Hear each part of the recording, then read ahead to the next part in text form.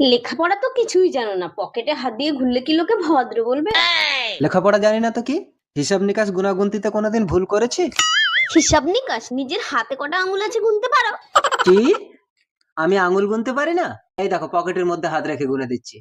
1 2 3 4 5 6 7 8 9 10 11। 11টা।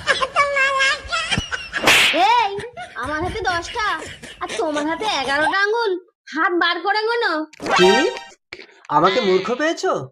1 2 3 4 5 6 7 8 9 10টা। সত্যি সত্যি বলছি 11টাই গুনেছি। তাহলে কি লাগলো হাতে একটা? ও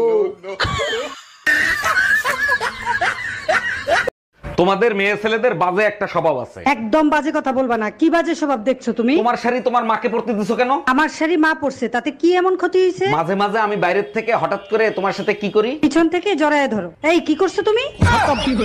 তোর বয়স কত রে? 16। কি বললি? হ্যাঁ 16। 5 বছর আগেও বললি 16, এখনো বলছিস 16।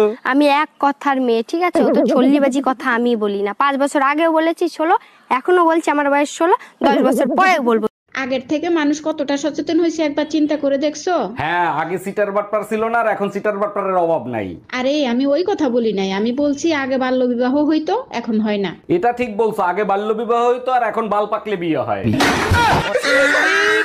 দেখো টুম্পা, আমাদের 3 বছরের সম্পর্ক তুমি এভাবে নষ্ট করে যেতে পারো না। তোরে 3 বছর সহ্য করছি, আর নিতে পারছি না, সরি। কিসের সরি? আমরা বাচ্চাদের নাম পর্যন্ত ঠিক করে রাখছি। বাচ্চাদের নাম ঠিকই থাকবে, শুধু বাপের নাম পাল্টে যাবে।